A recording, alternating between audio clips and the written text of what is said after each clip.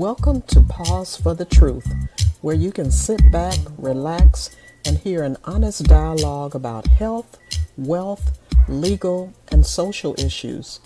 The hosts are Dr. Rogers Kane, family practice physician, and Jocelyn Turner, health education consultant, with co hosts from the Northeast Florida Medical Society and its foundation. Stay tuned for the truth about matters affecting you and your family. We're here to tell you what's really going on and why.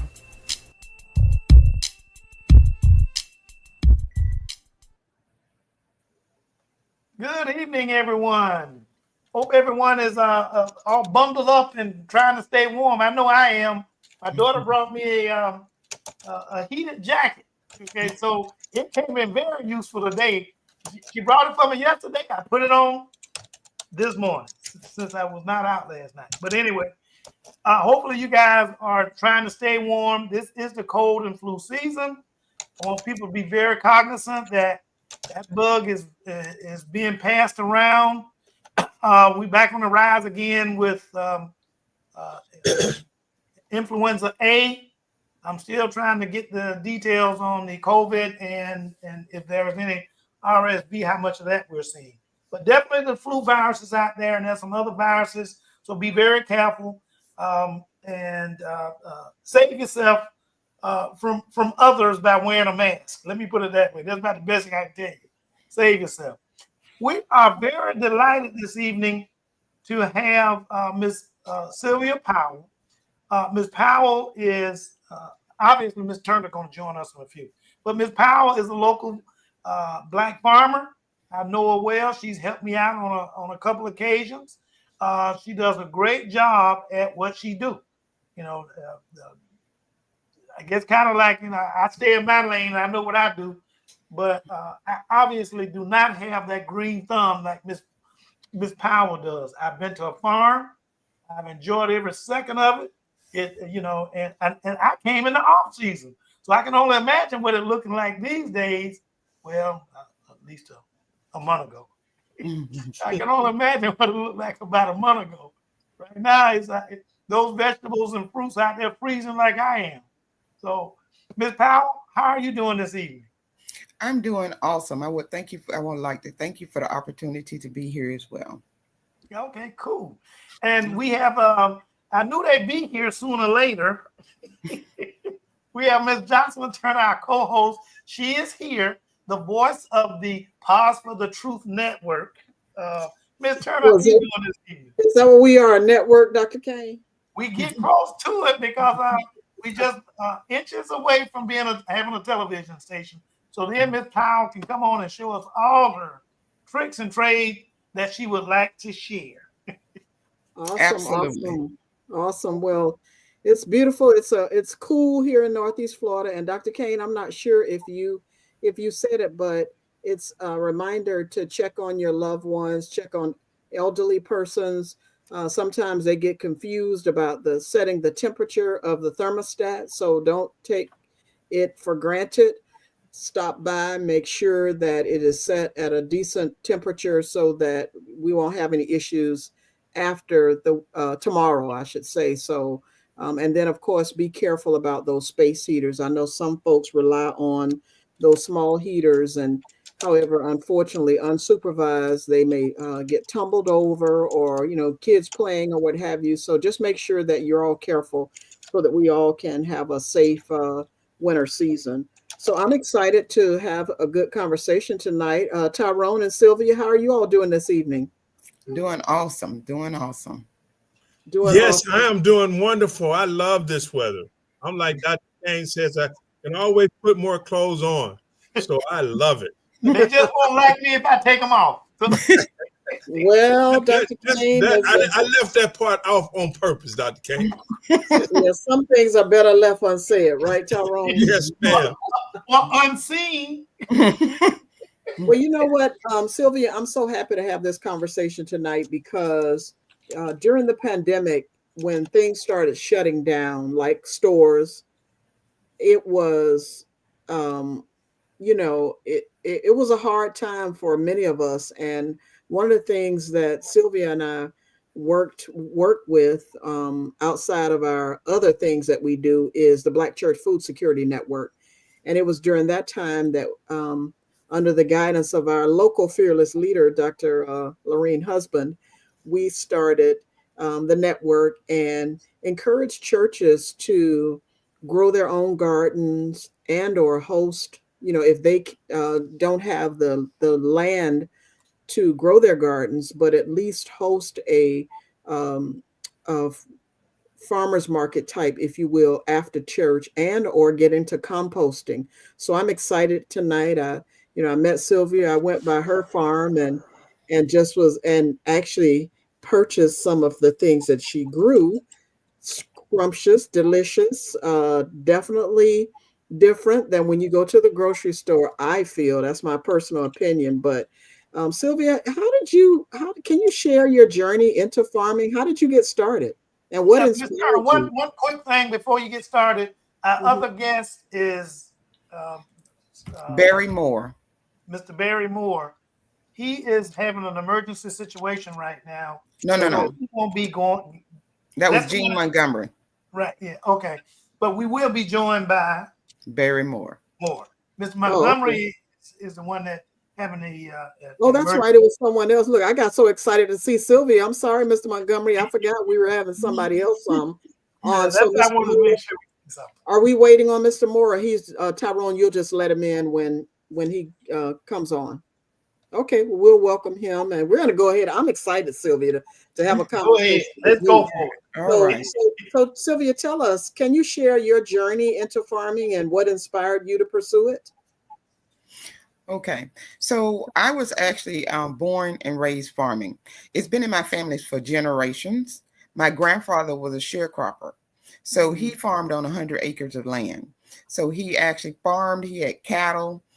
He grew up, they grew flowers, vegetables, and livestock. So that's how my father was raised with a grandfather. So it's been in my family for generations. So my family actually started, my mother and my father, my whole entire life, they always grew vegetables year round. My mother, we had our whole yard was actually grown with vegetables, and then she actually leased a piece of 5 acres where they actually grew fresh vegetables too for the rest of the community. So the community that we lived in was a small community. I would say that about 500 people lived there, but it was multiple different elders who grew different crops. So they were always able to feed the small community within our area. The local grocery store was what we called in a little town, uptown. So the lot of the seniors did not have transportation. So we had the fresh fruits and vegetables what needed. And then we had people who had livestock as well. Our neighbor had a smokehouse. So that was the inspiration on my foundation for it. As I got older and got as an adult, and I moved to Jacksonville. I moved here when I was 15 years old. Okay, to my mother. So and growing, my mother grew year round. She grew year round. So we fished and we hunted year round. Okay. So as I got to be an adult, I started gardening at my home. So my mother had, my sisters also garden. So my mother had multiple places she can go and get fresh vegetables. We always had that.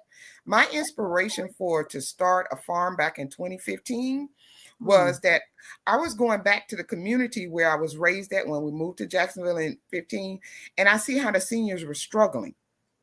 The seniors were really struggling with fresh fruits and vegetables because they really weren't that mobile and they didn't have access to it, or their food stamps would run out before the end of the month. So they weren't able. So I was bringing them vegetables and things from my where I was growing. So I said, you know what, this may be the model of actually getting into the show and take the vegetables back to these communities and selling. So that's what I started doing. So I got my farm track number. I started selling to those specific communities. And what I also would do is at work, I would take orders at my job. In my job, everybody at the end of the week, I was bringing fresh vegetables and I started selling that way. Then I noticed as the economy actually grew, housing grew, seniors died off, obtaining access to markets was really, really difficult. okay, to retail. So when you're a small farmer and you're growing in small quantities, you really don't have a large quantity to make a huge turnover. Okay, so that gets to be very challenging, but you know you're providing fresh fruits and vegetables to seniors and people. And then I started selling word of mouth, by word of mouth. So that got to be, and then you started meeting other farmers with that as well. But that was the inspiration and how I actually got into farming. Let me ask you, to clarify for those who may not know, smokehouse. What's the smokehouse? Okay, a smokehouse is when we had pigs. Somebody has some pigs. So when the community, when they slaughtered, my neighbor had a big, huge smokehouse. So everybody would bring their pig over and they would smoke it and they were hanging the meat in the smokehouse. So each family actually had a shelf where they would put their hams or what have you. So whenever they wanted some smoked meat, my mom would say, you know what shelf it is, you go over there and grab me a ham. So it was a preservation way to preserve. So smoked ham hocks, they had the smoked pig feet, but that is a smokehouse. So smoking is a way to preserve the meat.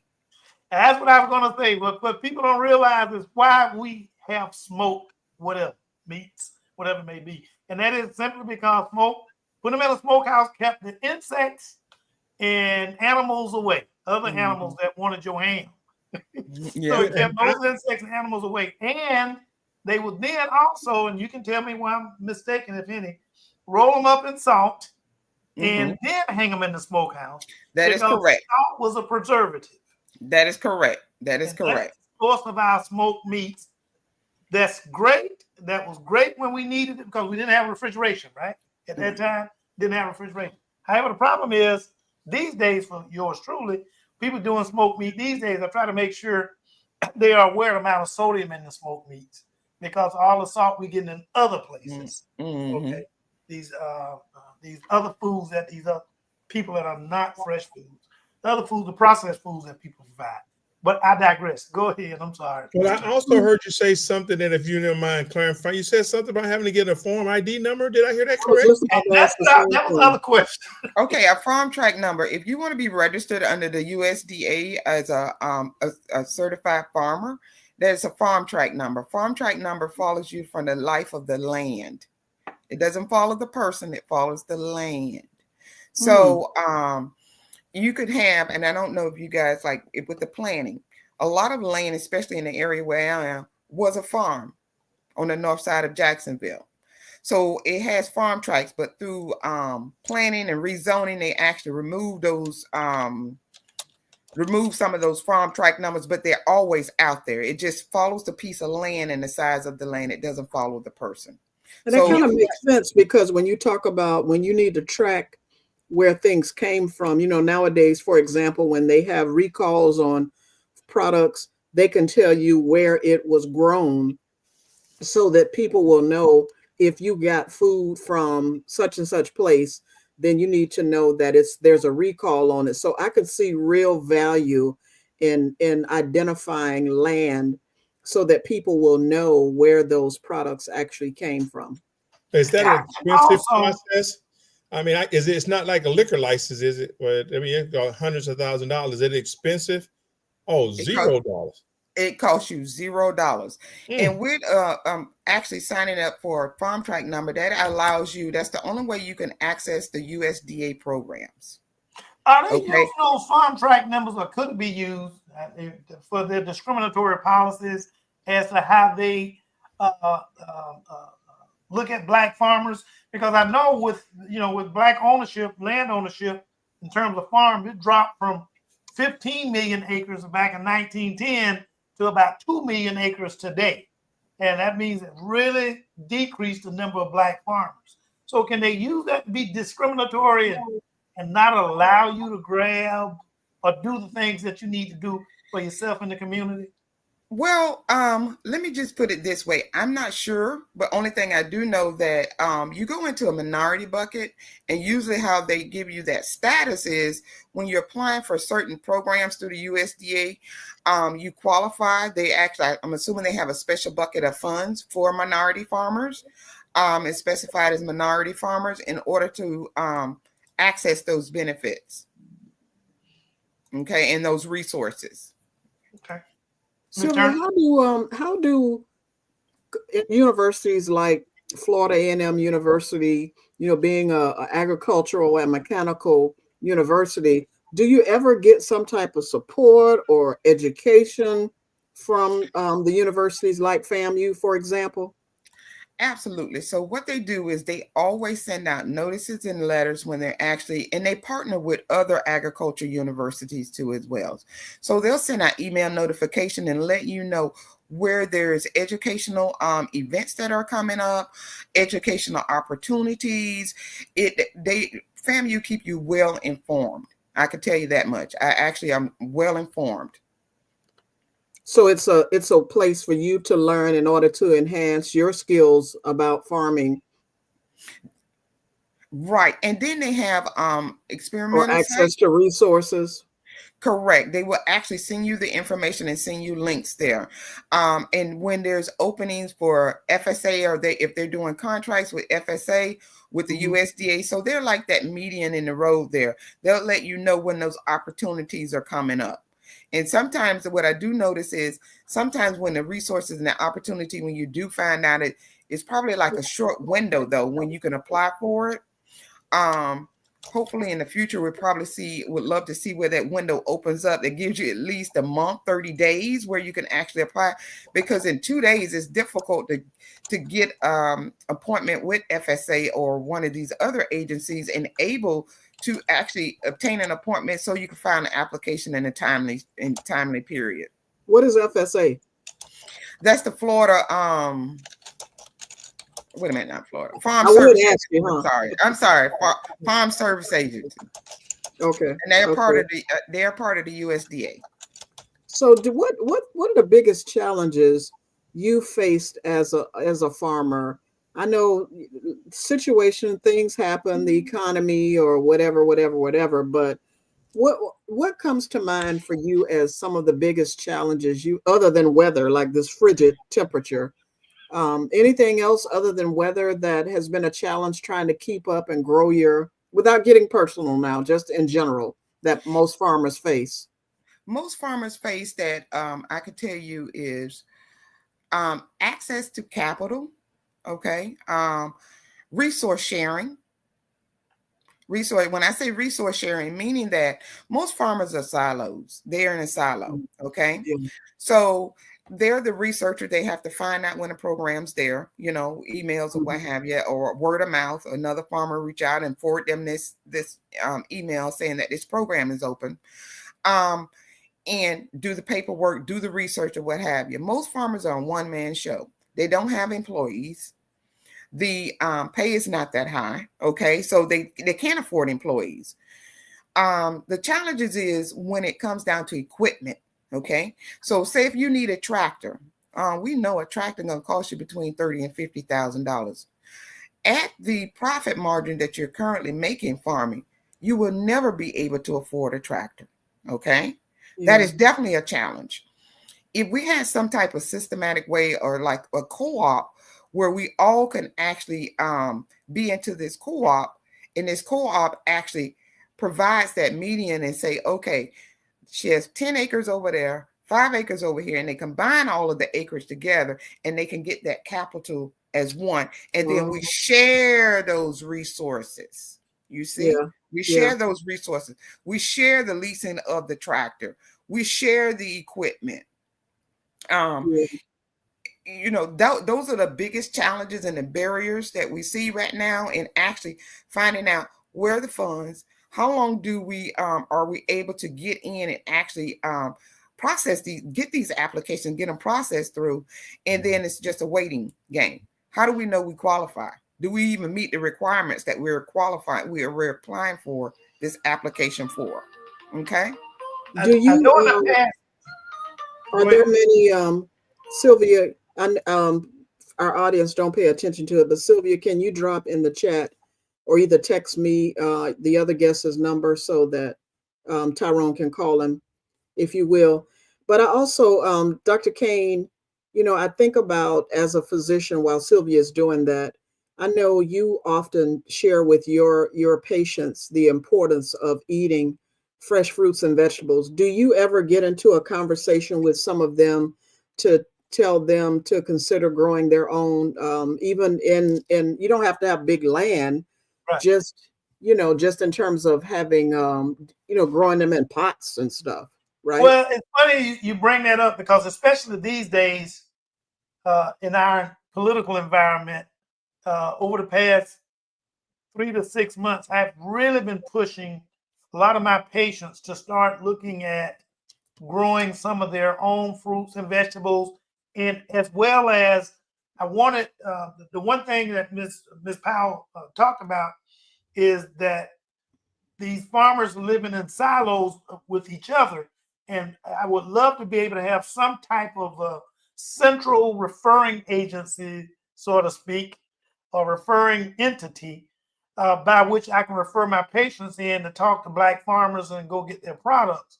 And if she knows of what, knows how that one that I can relate to our patients and to our audience, that would be great. If she doesn't, maybe what we need to do is start looking at trying to find a way to help with coordination of the different farmers in the area and their products, and try to help coordinate them being able to present it to the public in block, instead of individually.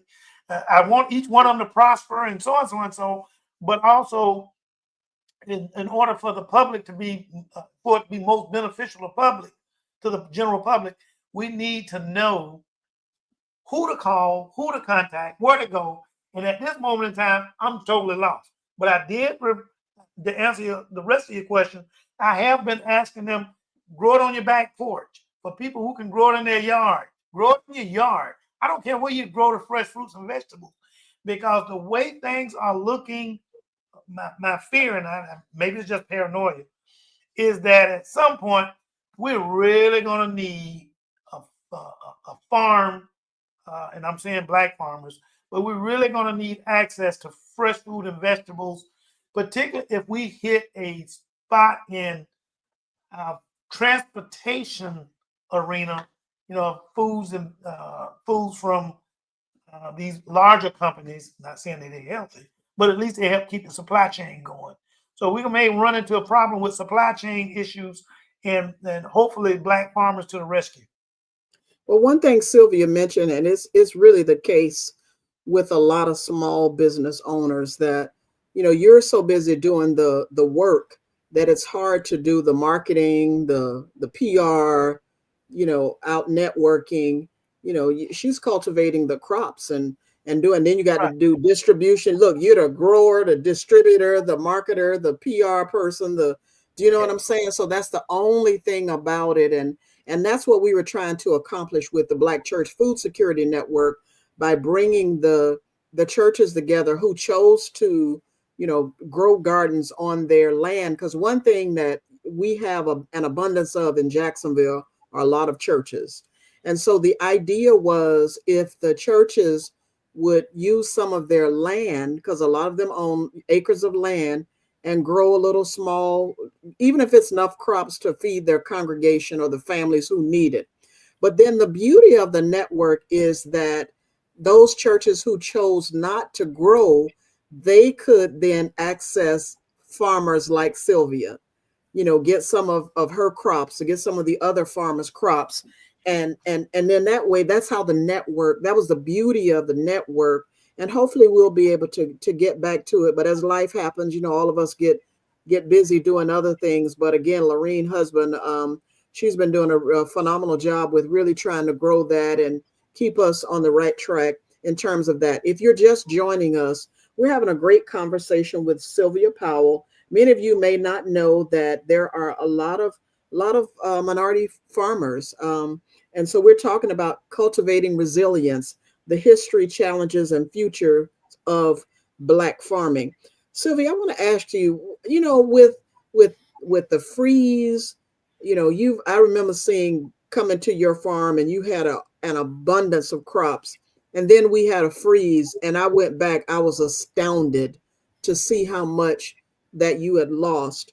What keeps you motivated to stay in farming? What keeps me motivated is we know it's always going to be a season. We always know you're going to lose crops. So when we know that the freeze is coming up, we try to harvest as much as we can to get those crops out. So whether it be to actually harvest them and process them and refrigerate them, or harvest them and get them to your customers and your clients as soon as possible. So leading up to, so we're always watching the weather beforehand to try to make sure that we harvest as much as we can and get those crops out. So it's not much of a profit loss. You will have some loss, but those are some of the things that we do to try to prevent so much loss. And knowing one that of the you things are one, go ahead. I was going to say, one of the things I see that I've read and so on and so on, so is all the barriers that Black farmers face with regard, and much of it being discriminatory. The barriers that they face in terms of, barriers to loans, to grants, and technical assistance that seem to be available to our white farmers.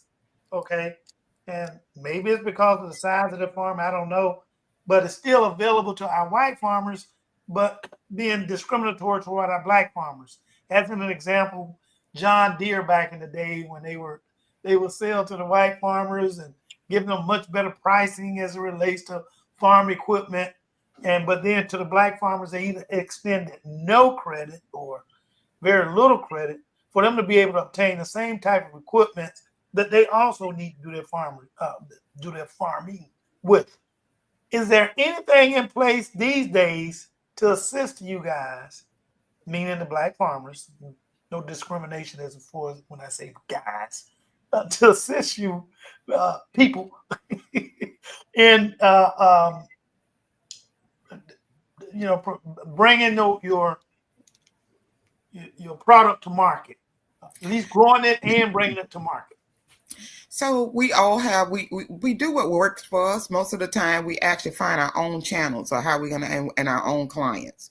So it is difficult to break into the retail. We need selling power. And that's where a co-op, if we're all growing the same thing, we have larger quantities to sell in a group.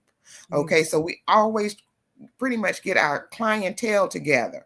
Now, what in the past, what we've done with the other farmers is, if they have a client that needs something that they don't have, they'll call me or I'll call them and say, I'm sending a customer over to you. I don't have this. Or I have customers. So we share. We make sure we always keep it within the network, or any farmers. We'll call around and see who has what crops and what they have available, whether it's plants or what have you, and we'll send them in that direction. So we kind of try to, we're going to always have barriers and challenges. I'm telling you, just as long as you're farming, you're going to always have barriers and challenges. It's just being innovative to work around that and networking. The more farmers that you meet and you learn about what they're growing, because some people grow different things, this one may grow more spice and herbs, more vegan style. And we just network, and we actually network that, and we just send those customers to them. What's a vegan style in farming? Well, more people are looking for more herbs, more medicinal thing. They'll tell you, I'm a vegan. They'll come to you and say, I'm a vegan. Well, I'm a farmer. I'm growing vegetables. I mean, that's everything a vegan would want. But they specify that. But when they say that term, meaning that they're looking for more herbs and spices as well too. Turmerics and garlics, and they're looking for those type of specialty things that typically a farmer that only grows leafy greens or okra or something like that may not be what they're looking for. So when they specify to you that they're vegan, to send them to a farmer that grows those herbs and those medicinal plants and things like that. Because those are more things that they're looking for. You kind of got to listen to the lingo, and then you'll understand what they're saying. And see, I thought it was more of right. I thought it was more of, is it organic or not, because of the pesticide used versus letting those natural things like ladybugs or whatever. I don't know the lingo as well. I thought that's what it meant when it said vegan, that it was about being organic or not. Most of them, they'll specify, is it organic? What I tell them is natural. Okay, I try to tell them it's natural, because I'm not organic certified, and I'm not trying to get locked up by telling anybody that I grow organically. I grow more natural. And I always specify grow with love. Yeah. Smaller farms and smaller farmers, they grow on smaller land. They will do more hands-on, opposed to commercial. They come out there and they, a person maybe, or a tractor or some type of automation is actually monitoring everything, where you taste more nutrients, you taste more love in the plants, in the vegetables and the crops when they're grown by smaller farmers. And number one is you're getting them at the peak of their freshness. You're not waiting 30 days when you get some greens. You're getting them within 24 hours of them being harvested. You can't get any fresher than that. You can't get any fresher than that. And at the peak flavor, peak taste. Yeah, I believe that because when I like that. yeah, when I think I got a cabbage from you. That was the first thing. I think I was just amazed, and I promise you, look, my mama cooked it. She didn't do anything different than she normally does, but I swear it really did taste fresher than what I get out of the grocery store.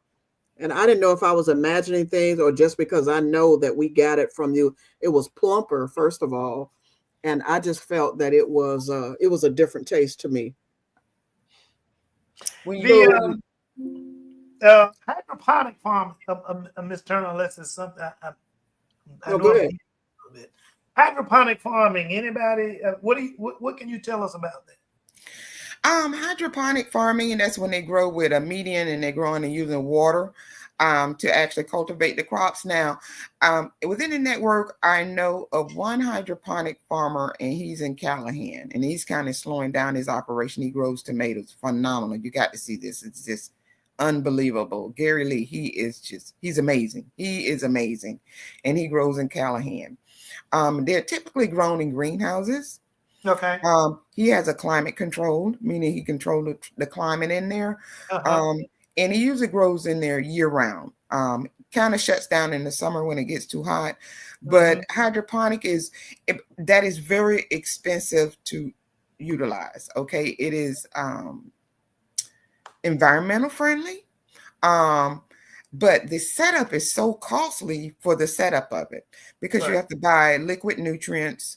It's ran by water. You got to make sure. I mean, it is a quite extensive type of unit to set up if you want to use it for commercial purposes. They do have the hydroponic towers, the small individual towers, or the tower gardens that you can purchase too. They're more affordable. They're phenomenal. I mean, I love them, or what have you, but they could be quite expensive in upkeep and the upkeep on them. That could be people whom, well, like myself, I'm in a neighborhood. I can't farm out. I can't plant the vegetables outside, but I could put it on my screened-in porch to where my neighbors can't be so nosy. But that, using the hydroponic farming, and it's only mostly, I brought it up because I thought it might be a source by which, when we really need to do the individual homes, households, to help assist in what we can purchase from the natural growing farmers like yourself, that I brought it up for that reason, that they can grow some of those things that you guys are not being able to get to them, and complement what the Black farmers can bring in to the individual house, or to the market, can bring into the market for the individual household. Right. And they can also grow them. They have the smaller towers, but you definitely got to have water. You're going to have to always check the pH levels on there, and electricity, because those pumps have to be running almost, it's on a timing system where it actually irrigates the crops, the roots on the crops in there.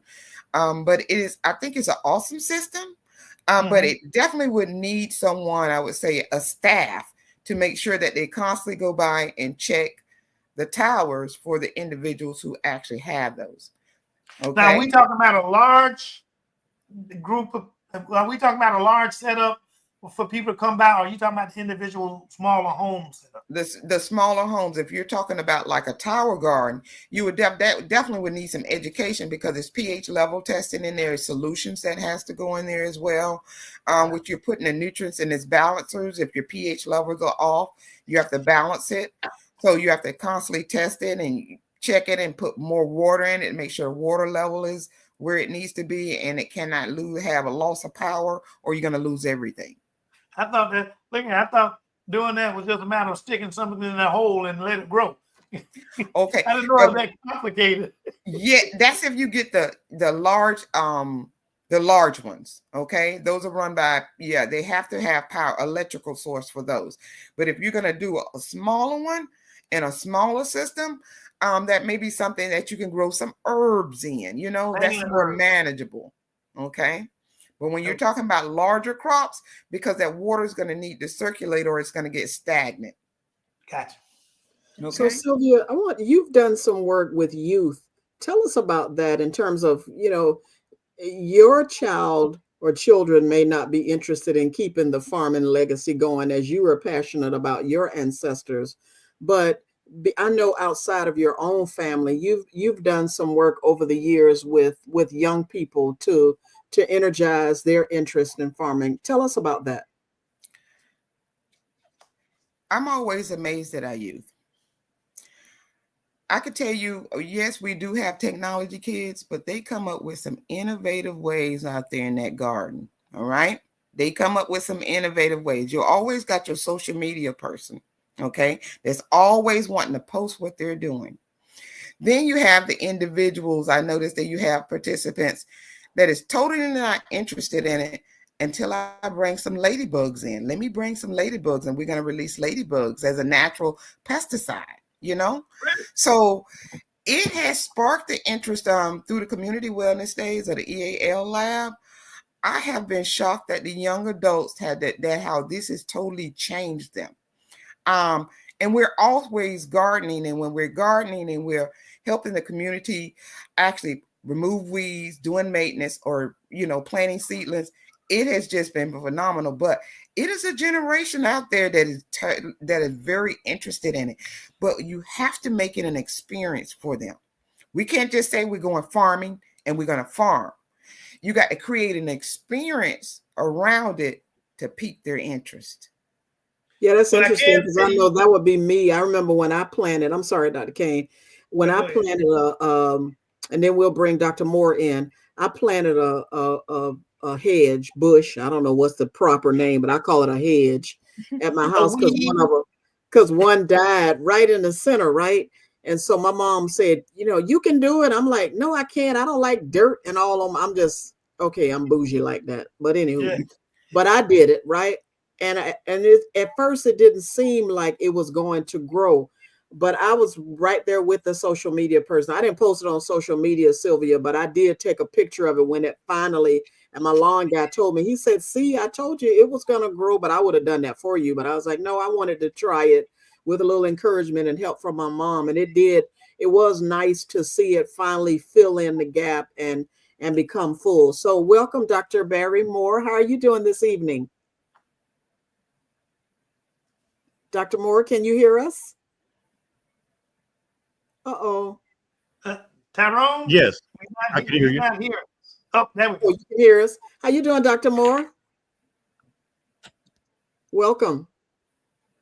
I'm doing fine. Can you hear me? Yes, we can hear you now. Thank you so much. Okay, I'm going to ask you the question. First of all, tell our audience a little bit about yourself as you join into the conversation, and tell us about your experience with farming. Can you hear me? Yes, we can hear you. Getting a delayed response is what it is. Yes, I can. I hear you. Ahead. Yeah, tell us about your experience with farming. Okay. I'm doing okay. Tell us about your experience with farming, Dr. Moore. Well, I'm coming.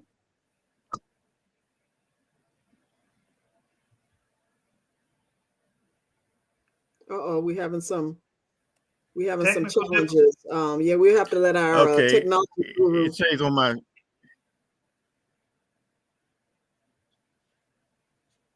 okay, I have on my screen recording arrow. I don't know if that helps any. That's gonna be Tyrone farming area. Got it. Can you hear me now? Yes. Go ahead. Yeah, so we're having You some froze. challenges, some technology issues with Dr. Moore. Hopefully, we'll able to bring him in to this. I will say this, Ms. Turner. Oh, Ms. living Powell, in with her terms of last farming. statement, Ms. Powell, with Can her you hear me last now? statement regarding the Yes, we can hear you. Okay. As I was saying, I grew up in Alabama, family of 10, and we actually had farmed 5 acres once the fields were plotted, and we just planted the seeds. And so I didn't.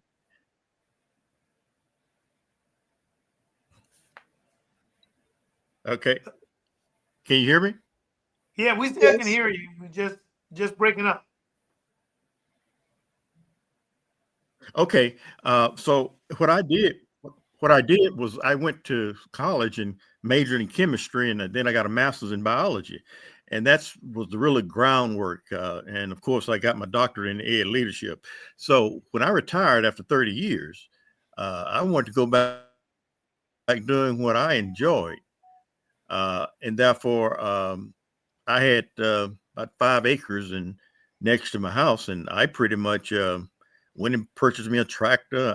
I'll throw in there also am a retired disabled vet, so I purchased the tractor and the accessories needed to get started. And what I did was I'm pretty self-sufficient, and so I plowed up my fields and I planted and used some of the expertise that I grew up with, and I pretty much grow just about everything. But my principal products is collards, turnips, and broccoli. And I observed what Mr. Montgomery was doing, and at that point, I started innovating myself. And I went and got me I have a high tunnel that's about 30 by 96, and so I went ahead and I planted some uh, broccoli, squash, some collards, cabbages, and I'm gonna throw a little few strawberries in there, and I'm just kind of feeling my way around. But outside, I have that already planted in my collards and broccoli. I went and purchased about wholesale about 8,000 plants, and of course. I learned my mother always tell me you got to share. So I pretty much shared with everyone around. And so now I have, they've really taken off. And I'm figuring out a way I can integrate irrigation. And I'm going to put a well in. Right now I'm using a deep well that's in on the property that I actually own where the house is. But I purchased a lot of solar equipment, and I'm going Mhm. to try to get off the. I actually don't have any power over there, but I have several generators, and I am basically watering with garden hose. I've been dragging hoses around, but my collards, I fertilize them, trying to get it at least once a week, and I'm using. I actually use uh, solid fertilizer, uh, and it's and also the powder. Saying powder, it's the granules I put in water, and I have a container I can attach to the back of my tractor, and and it has a pump on it. And I've wired my tractor so that I can go ahead and water from a distance. And I also have a couple of pump sprayers that all the ones I have difficulty with my tractor is. I'll go ahead and pump walking around and give every plant a bit of fertilizer. And So this is now a they've hand really pump. taken off. And they, oh yes, the one that you hand pump. But what I do though is I'm going to elongate the hose on my tractor so that I can drag it over the entire field. And so that as you learn by experience how you can become innovative. And I also have me a couple of IBCs. You know what that is? The IBCs are those white containers that are actually in metal. And so it's a 300-gallon container that I can fill. And what I did, I saw them at what other farmers were doing. So I've got more set it up on install a pump so that I can pump in different zones, and I have irrigation meters so I can actually water each zone. And I think once I get that level taken care of, I'll end up expanding the other part of the property that I have and incorporating things like that. And I had a good crop of field peas, purple hull. And I pretty much, in terms of before I get them to market, you got to have a place to store them. So I went to a Home Depot, and they pretty much, I purchased the largest uh, freezer they had, and I actually purchased weighing. So when I get my crops out, it was collards. I purchased some 2.5 gallon bags, and I stuffed them. I actually cut them up, cut the stems out, froze them, made sure each bag had about, oh, I think it was 3 pounds in there. And I also learned that not some families don't need a gallon, and so I got some quart bags, and they can either purchase the big gallons or $10 a big, and I cut it in half for the 5. Now those field peas, they really produce, and so what I'll do is I'll shell them and freeze those as well. But I'm a little lazy now. I usually chew on my nails, so I don't have any nails to shell those peas. So what I'm looking for, and I scout the web for things, I want a pea sheller. And I had one that I'm not quite satisfied with, but I'm sure they're out there, and I'll find them. And I used to do it's that stuff for my great grandmother growing up, Dr. plant Moore. me a couple of onions. Yes. Yeah, I, yeah, I I remember thought Go doing ahead. my that. wife needs a job. She can be a pea sheller. Yeah, I remember doing that stuff with my grandmother. Like, oh my goodness, as you were talking, that was bringing back memories. I want to go back to something that you said. First of all, you mentioned a tunnel. I don't know what that means. And secondly, I wanted to ask you both Yes. about sustainability or innovative farming practices. And you mentioned, I like that you mentioned solar because that definitely is a way, to be innovative. And when electricity goes Hmm. down, you have a backup plan. What did you mean about Right. tunnels, Dr. Moore? It's actually a greenhouse. Instead Okay, of agricultural people calling it a greenhouse, the buzzword is high a tunnel. It tunnel. has uh, very thick plastic. It's about 12 mils, and it is tight. It brazed. Mine is totally aluminum, and it was Oh, I had when I put it up, I stayed right there and observed it no matter how it was raining or cold. And it has 49 aluminum poles that they had to put in the ground. I had this guy to come out of I call it Alapatcha, Georgia, and he him and another guy put it up. But I had also seen one at the what's her name, Eartha White, and I would go if I see something. I'm gonna whether I know you or not. I'm gonna go and I'm gonna introduce myself, and I'm gonna find out what you're doing and modify it to what I want. And mm-hmm. so what I have is when I go into my high tunnel, I'll just say greenhouse. I have a fan that will once it gets to a certain temperature, the thermostat kick on and blow the heat out.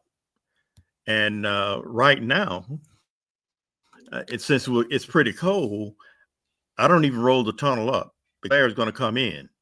And so right now, I could actually sleep in the greenhouse and it's going to be warm. Wow. And like I say, I probably have purchased about 11,000 solar components.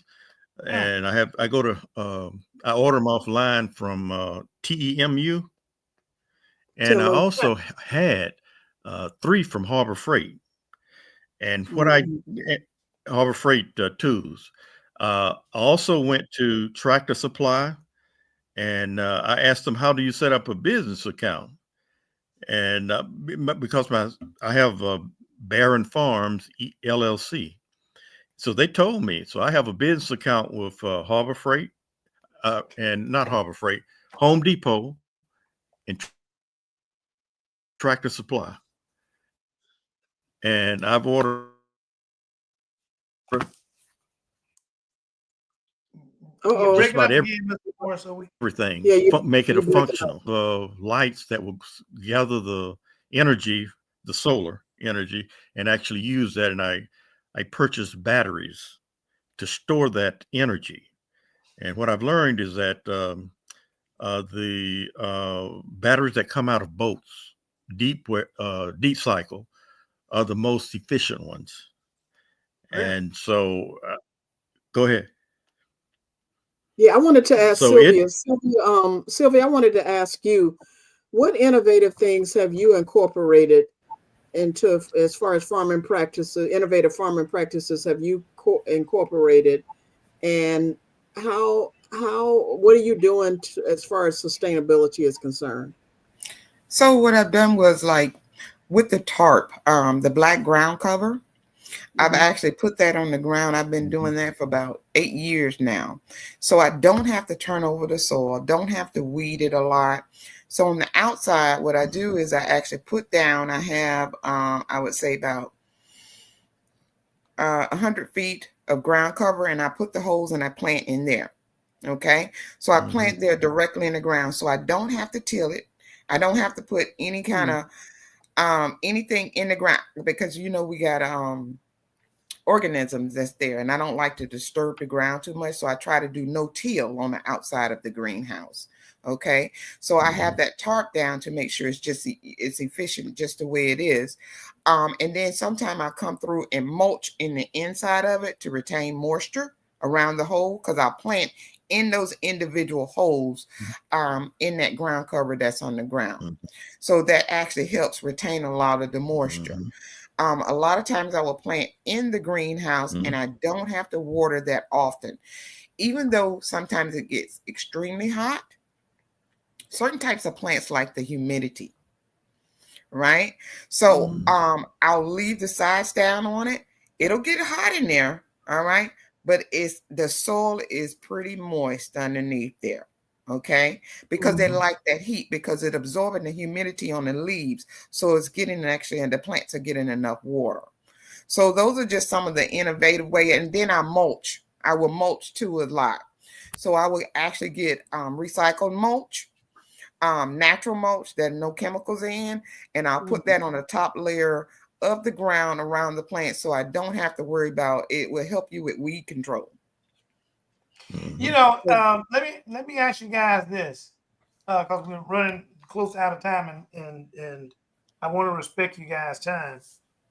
So, what can we, as a group of people, and when I say we, meaning Black folks, and including us here at Pause for the Truth, what can we do to improve the situation that Black farmers are in?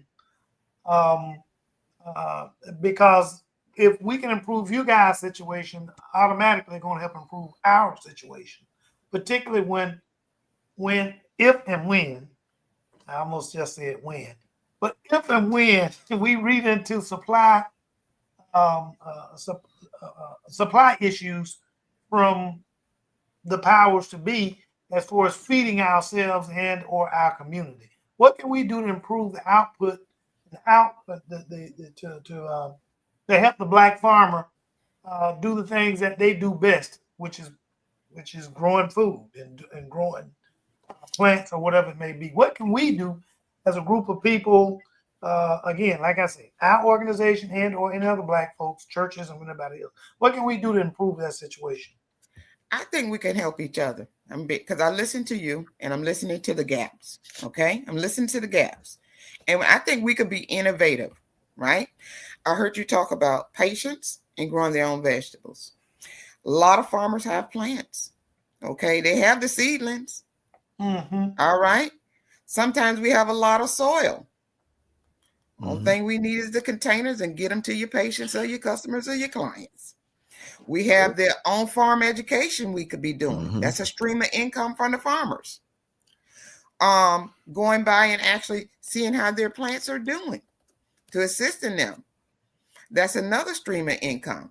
So it is I think we can help each other here. We could sit down and brainstorm. What are your goals? What are Right. you wanting to accomplish with your patients?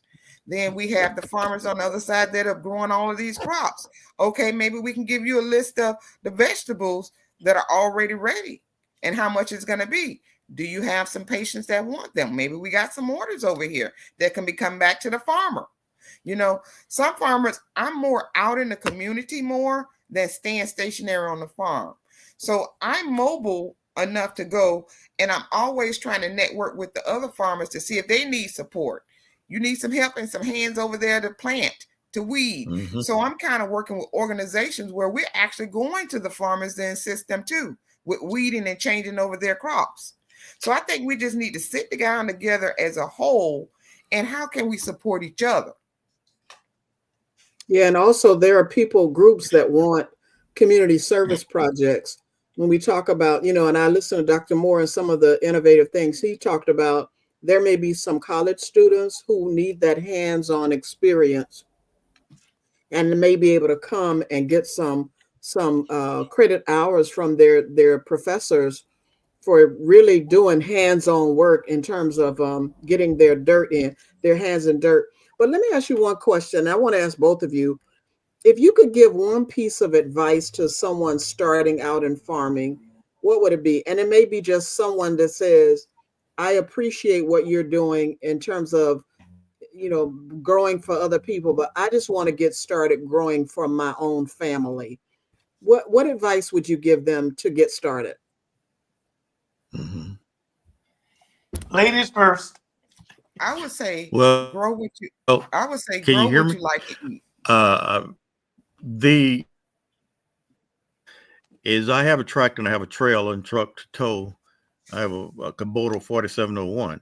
And what it does is I actually taken it to when they have events at some of the schools.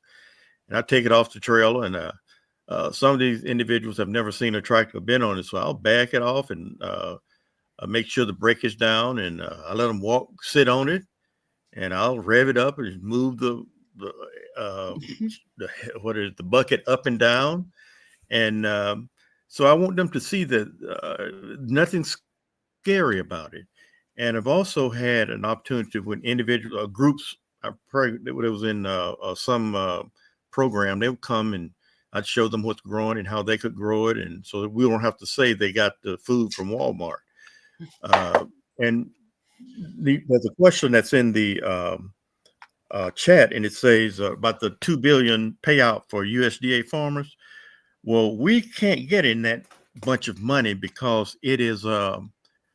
My wife grew up in a farm in Alabama, and her dad, he's passed, but that money was still given to the family, and so it's going to be the future when there's opportunities. I did get that grant about marketing. That's one concern I have about marketing. I'm not real go out there and how and get the people to market it, because I had that expertise. I'm kind of an introvert, but I know how to do all the rest of the stuff.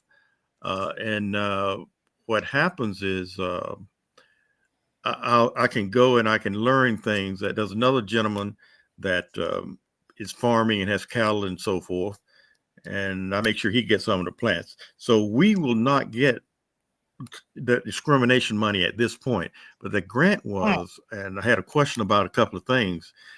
It was due on the 7th. And I made a call today because I had a couple of questions about, hey, do you have to have all that tax information? And so she told me, no, you don't have to have it. So you got the high tunnel grant, more than likely you're going to qualify for this money. And so rest assured, by Friday, knowing that, and you keep ways for us to uh, pretty much get some resources. So a lot of the things that need to be done, you have to have the money. Mhm. Yeah, yeah. And you have to be a network. You have to know who has the best crop. Dr. Moore, you're breaking up. We can only hear every few dragging, words but that you're saying. Dr. Moore, we don't know what you said. You were breaking yeah, up. I'm it's sorry. Looks like the internet is kind of a okay. little That's what unstable. let me see if I can Sylvia, was there anything take else you wanted this to add? I know you were about camera to say a little something. closer to my internet. I said, I think if we get together as a group in a whole and find out what are the gaps, offset our talents, what each individual have, and come together. I think we could do this. We could pull this off because we have the farmers that are growing the crops. Yeah. We have the expertise that can assist people with growing their own vegetables. I always tell them to grow in a pot. You will be amazed at what you can grow in a flower pot, the right size flower pot. Okay. I mean, I just took a mustard green plant in a 2-gallon pot to Bishop last weekend, and he was just like, "Are you serious?" And I say, "This is what you can grow in a 2-gallon pot." It's the mustard green leaves were this wide in a Wow. 2-gallon pot. So you can grow for your family. If you could do that in one pot, imagine if you had 4 or 5 pots. Exactly. And one pot is enough for one senior, more than enough for one senior of mustard greens. So imagine if they had 3 or 4 pots, mustard green and one, a collard and green. And we know our seniors know how to preserve. They know how to put stuff in the freezer. They know how to can, so I think with the offsetting, with the talents of the farmers, the expertise of the farmers, I think we can actually come together, put some minds together, and we can do some things and make it happen. That sounds like a future meeting I need to coordinate, doesn't it, Sylvia? Yes, ma'am. Absolutely. That's something that I'm good at. I'm not good at growing the garden because I have one in the backyard. I forgot to cover it up, and all my collards look like they're dead. So I'm like, oh well, look like I'll be going to the grocery store again. Maybe they just freezer burned. Yeah, literally. You shouldn't have to go to the grocery store and get calls. You know enough farmers that we got plenty. Trust me. Way to get there, yeah. And that's the other thing, though. That's the other thing. I think that what we don't have, just to piggyback on a question Dr. Kane said earlier, Dr. Kane is one of the folks who have, he has been the leader of the Northeast Florida Medical Society for years, and he's been real passionate about that, making sure that people knew that there are a lot of Black physicians in the area. It would be nice if Dr. Kane, if we can get an organization set up for these individuals so that people will know who the Black farmers are, so that they can tap into some of their products. And they may not have an issue with selling their products, but it still would be nice to know that, rather than me going to the grocery store for certain fruits and vegetables and things, I can call Dr. Moore or Sylvia to say, what do you have right now, and really come purchase from them. So that's definitely something that I think that we could help with, as Dr. Kane said, to make sure. And even with, fortunately, because of Dr. Kane's involvement and the other physicians who are part of this Pause for the Truth podcast, they're listening, and they are encouraging their patients to eat more fruits and vegetables. So if they had a way to contact you all so that they then can refer to you all and maybe start purchasing from you on a regular basis. And even Sylvia, I never even thought about it. Like you say, soil. And I don't know how many times I've gone to the store and purchased soil. I would have loved to purchase soil from you, but I won't be digging in anything because I found out I'm allergic to grass. Yay. Don't put no grass in. Just dig the dirt. Grass and bugs, and I'm just like, I found that out, Sylvia, a couple of months ago. So it's like, yay. I knew I didn't like that stuff for a reason, because who knew that I was allergic to it, right? Well, listen, as Dr. Kane said, we like to, and Dr. Moore, we'll have to get you on again, but we are at the end of the hour, and this is a great discussion. For folks who've never been involved in farming, hopefully they learned something from the conversation. I know I did. Every time I talk to Ms. Powell, I always learn something from her. So we do like to give our guests an opportunity to share their final thoughts as we end the podcast. Sylvia, is there anything that you wanted to mention, perhaps, that we didn't talk about or is there? What are your final thoughts regarding tonight's conversation that you'd like our guests to take away?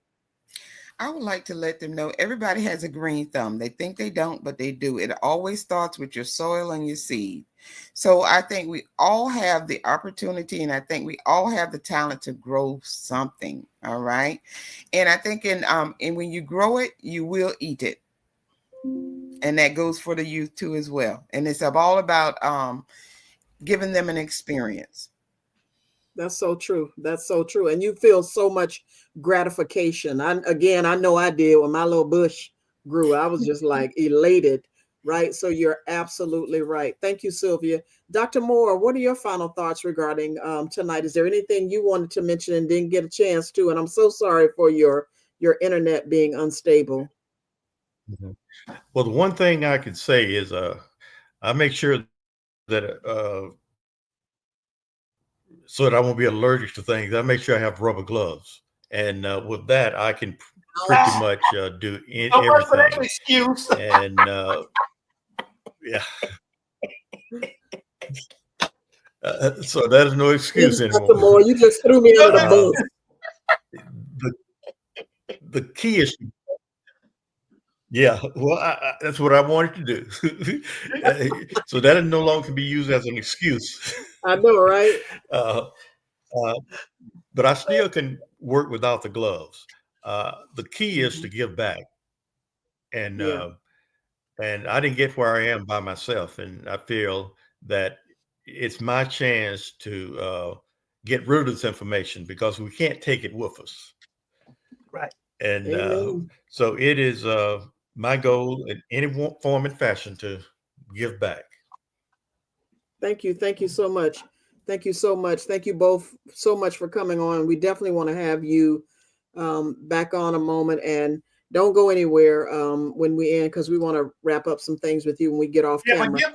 Give Ms. Powell her opportunity to summarize. She already did, Dr. Kane. Oh, okay. I didn't know that was an opportunity to summarize. I just thought she was speaking. Well, I guess it's my turn then, right? It is. Okay. All right. The one thing that's been pretty clear in this message and in this presentation is that there needs to be coordinated efforts by which to bring to the attention, bring to the general public the plight of the Black farmer, the things that the Black farmer can bring to the community. You know, I love Mr. Moore and his give back, and I know Ms. Powell, and she has in the past stated the same thing, giving back to the community. So I love that.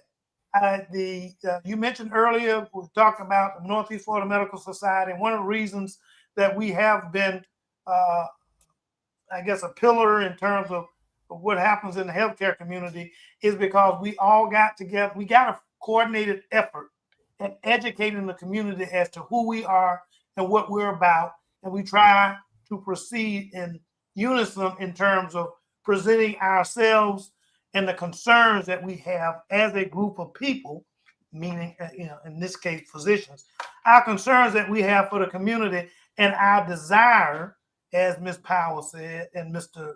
Moore said, Dr. Moore said, and our desire to provide to the community anything that we can in a give back fashion.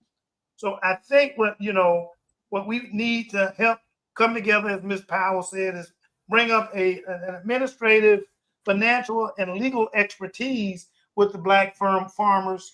Maybe get together with some of the Black attorneys, get together with these Black physicians, find some people who have, I don't have that administrative financial know-how, but find an administrative type environment and people that can help us bring together so we as a Black community, know who is out there as it relates to our Black farmers, what they provide, and how we can get in touch with them and obtain their products.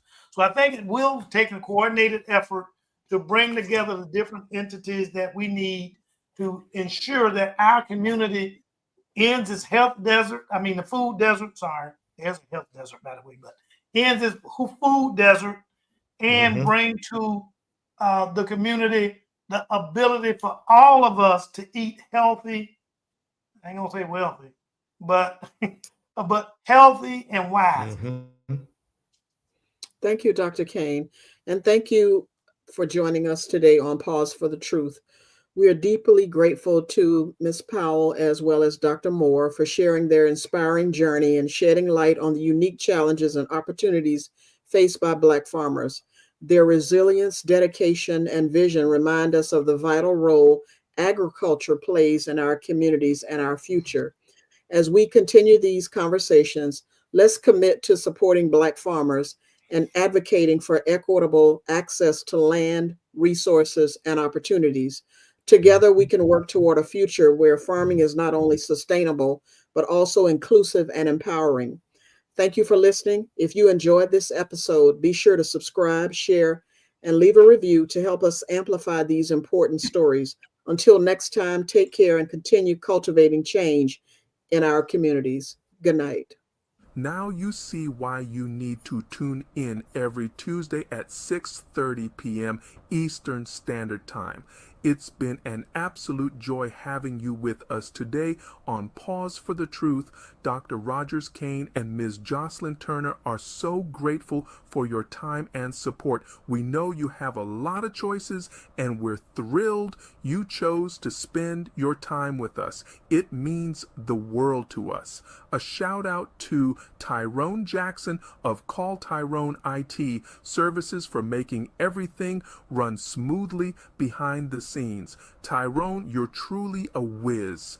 Remember, folks, we're here every Tuesday at 6:30 p.m. Eastern Standard Time with more insights, stories, and truths. So mark your calendars, set those reminders, and join us for another exciting episode. Thank you once again. And we can't wait to connect with you next week. Stay curious, stay engaged, and most importantly, stay tuned. Don't forget to like us on Facebook, link with us on LinkedIn, and most of all, subscribe to us on YouTube. Never forget to pause for the truth. Thanks for your support.